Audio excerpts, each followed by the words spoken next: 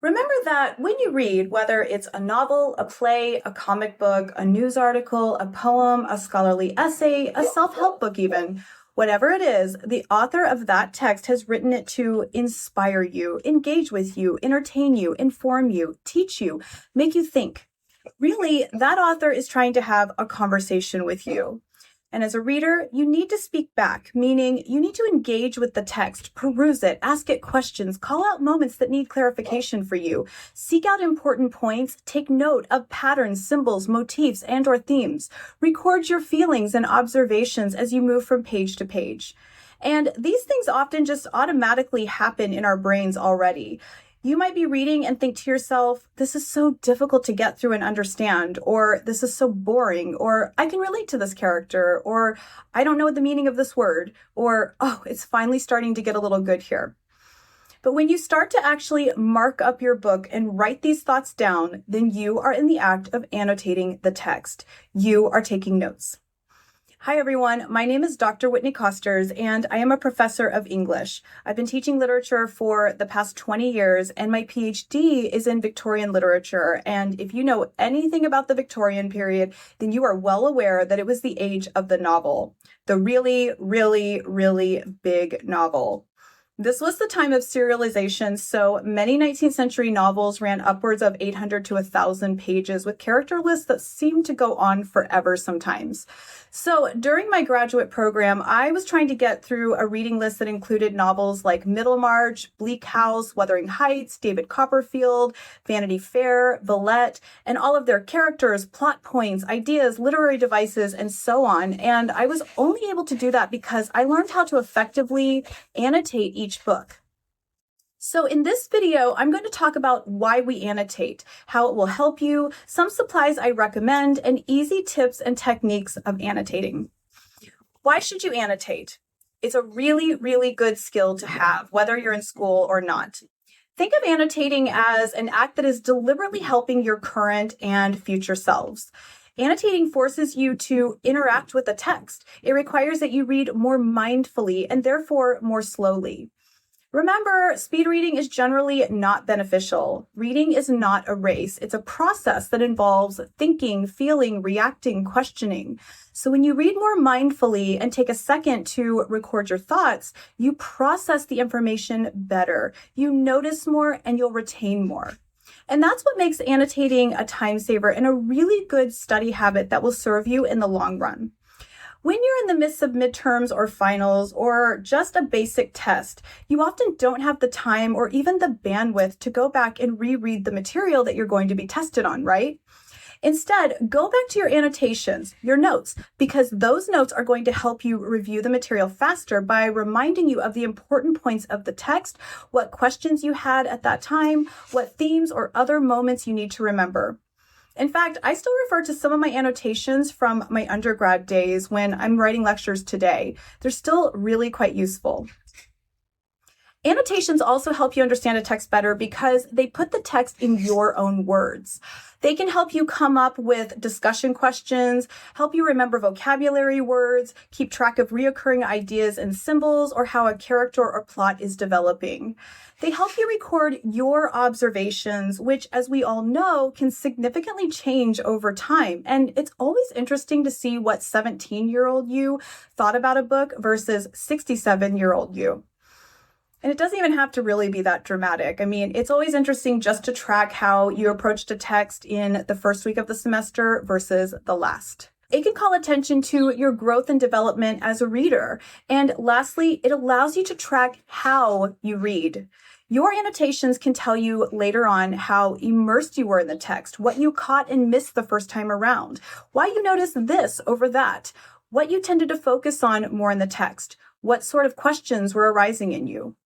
Basically, annotating allows you to connect with the text. It gives you direction and meaning that you may not have had otherwise. And if you're anything of a sentimental person, understand that when you annotate a book, you are suddenly making it a book that is unique to you. No other book is like it now. The annotations suddenly transform it into a conversation between you and the author.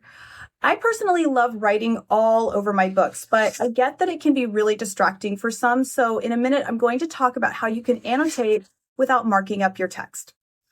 Now, getting started can sometimes be pretty overwhelming because you can annotate pretty much anything from writing short summaries or paraphrasing to noting plot points, main ideas, patterns, themes, key concepts, confusing sections, questions, feelings, or observations you may have, character development, language, narrative, literary devices, symbols, vocabulary that you may not know, tone, context, rhetoric, or points that you believe need to be focused on a little more closely.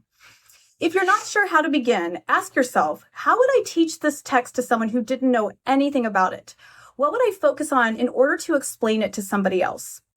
If that doesn't help, start by looking closely at your assignment. What are you being asked to do?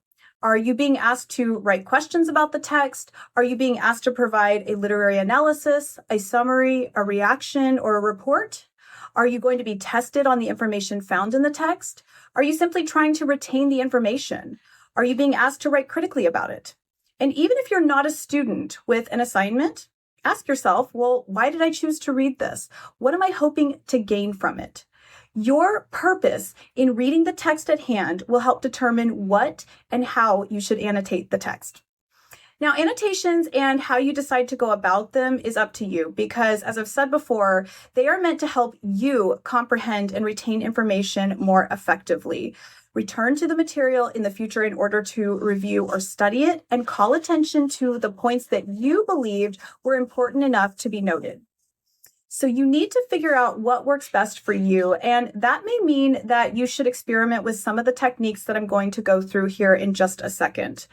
I think a lot of students don't want to take the time to annotate because they think it's going to double all of the work that's involved in reading in the first place. Now, there are two things that I'm going to say to this. One, you can keep your annotations as simple as you like. This could mean writing symbols like a star to mark important points or an exclamation point for dramatic eye-popping moments or a simple circle to record a word that you don't know. And the notes can be as elaborate or basic as you need them to be. Maybe you just write in the margins, what, or yes, or agree. And those words are going to remind you that these were significant moments for you. And this requires a simple writing utensil, nothing more. I mean, there are some people who really get into annotating their texts with a plethora of supplies, but I'm going to caution you from overwhelming yourself with too much stuff. That's actually not the point. In my humble opinion, at most, you need a pen or pencil, a highlighter, some sticky notes, and some tabs. You can get highlighters that aren't neon if you're not into that. I mean, there's some really nice muted colors out there. I can link some below for you. And I'm also a really big fan of these colored tabs that I got on Amazon here. This is a pack of 3,200 and they come in a lot of colors, as you can see. I've linked these below too because I do think that they're essential in annotating because they allow you to mark up the text without damaging it. You can write on them and they are waterproof. So you can either put them on the side of your book or on top. I personally prefer to put them on top because when I put the book back on the shelf, then they don't get crushed.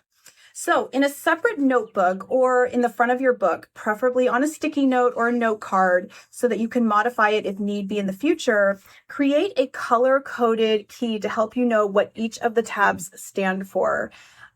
Here in my book, The Death of Ivana Leach, which I've read a million times, I've got several different colored tabs. Orange means symbols and imagery. Green means character list. Blue means questions that I had while reading. I have marked up this text so much on practically every single page. I've got writing on it. You can do this for as many categories as you need to. Just make sure that you do have that key somewhere near the book so that you know exactly what each color stands for. And then if you really want to get into it, you can mark the book up with the tabs and then in the margins, write notes about each of those tabs. In other words, write why you're bookmarking that page at all. Why would your future self find this tab so important? What is the meaning of it to you right now?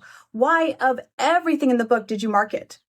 If you're someone who does like to highlight and underline, you can work with the same system, assigning each colored pen or highlighter to a specific idea. So sometimes I will only highlight important quotes or anytime I see the theme showing up again or plot twists. If I'm reading a mystery, I'll often highlight clues and then can even go back during a second reading and highlight over them in a different color if they were in fact red herrings. Sometimes I'll write all my annotations in one color in the margins during a first reading and then use a different color pen to write my annotations during a second reading, and I'll note the differences. If you can bear to make a permanent mark in your book, then you should write in the margins of the text. Write down your observations, summaries, questions, explanations. Write how you feel starting at this section of the text and what your expectations of it are. And then write how you felt at the end of it and if those expectations were met or not. When I taught in person, I often wrote my teaching notes in the margins of the book so that when I was in front of the class, I didn't have to pull out a separate set of notes to refer to. I always had the book with me in class, and therefore I always had my annotations or my notes available to me while we were discussing the text. You can do this too as a student. Just bring your book to class and you're good to go. Now, I know that there are a lot of people out there who want to keep their books in pristine condition. I have a friend who won't even open a book wide, fearing he's going to crease the spine, which in my opinion makes reading a bit cumbersome, but that's him. If you're someone who needs or wants to annotate, but you don't want to mark up your book, or you can't mark up your book, then use the tabs. And don't worry, if you are someone who loves to take notes directly on the page or highlight and underline, but you can't do it because maybe the book belongs to your school, that's okay. All you can have to do is just buy some clear sticky notes. And these allow you to put the sticky note anywhere on the page, and then you can highlight the lines, you can write on them. It's just like you're writing in the book. It's just on a sticky note that is removable and doesn't damage the book. And then, of course, as always, you can use regular sticky notes to write your notes in, and then you just put those inside the book on the relevant page. Now, let me warn you of a mistake that I think a lot of people make while annotating. I'm sure you have seen people who have books with like every page dog-eared, with every line highlighted or underlined and every word circled, with different colored tabs on about 3/4 of the book. Hey, you do you, but remember that the one major reason we annotate is to make things easier for us when we need to circle back to the text. So if more of the book is highlighted and underlined than not, and if you have more tabs than pages of the book, then that sort of defeats the purpose. You're trying to isolate important standout moments in the text, right? You're trying to make things less overwhelming for yourself. If practically everything is highlighted, then nothing stands out anymore. You've ironically made everything that was significant to you no longer all that significant, and you may as well just go back and read the book again if you've got more notes than book. So as you can see, there are so many different ways to annotate, so many reasons to do it. You know yourself better than anyone, so you've just got to figure out what's going to work for you. I do hope this lecture has helped you get started at the very least, and in case you're wondering how to do an annotated bibliography, I've got a lecture right here for you. I've also got several lectures on literature and writing, so please check out my channel, be sure to subscribe, and share any of these videos to help other people. Be well, happy reading, and happy annotating.